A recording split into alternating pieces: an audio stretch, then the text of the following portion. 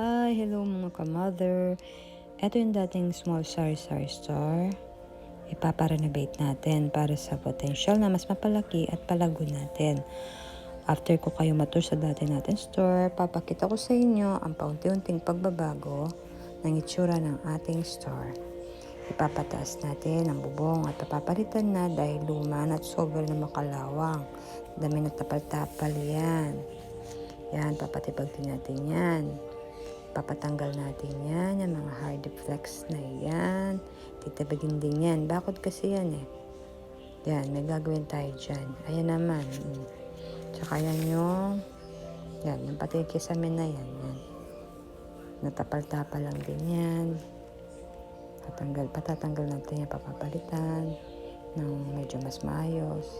Ayun yung ating receiving at releasing ng ating paninda at the same time counter. Kitchen na maliit eh. Papatibag din natin yan. Ayan, dito tayo sa labas. Pupunta tayo doon sa kabilang side kung saan nilalagay ang mga bubong. Ayun. Na tinatanggal.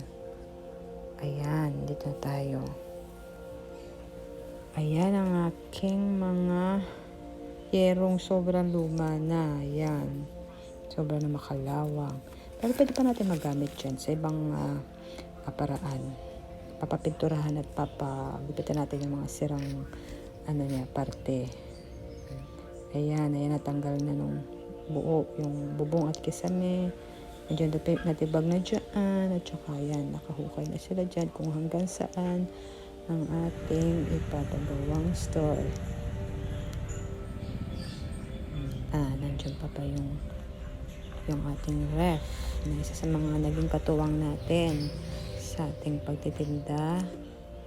Maya-maya lang ay ipapalipat na natin yan. Ayan. Totally wala ng bubong.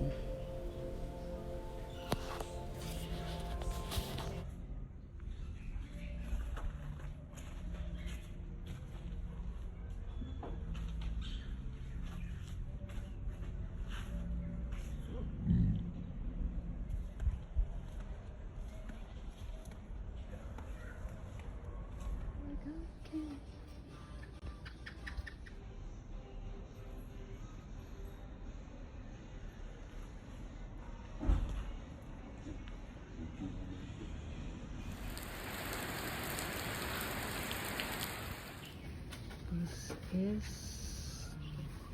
before and after.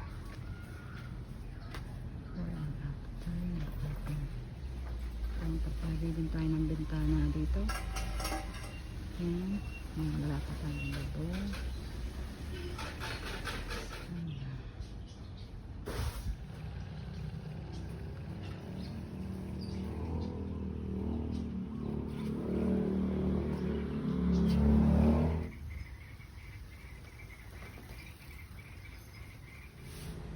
Ayan, may bubong na tayo dyan. Tuwang-tuwa ako sa bubong nito.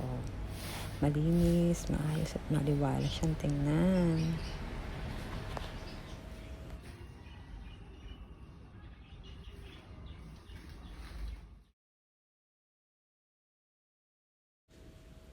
Ayan, may kisame na rin dito.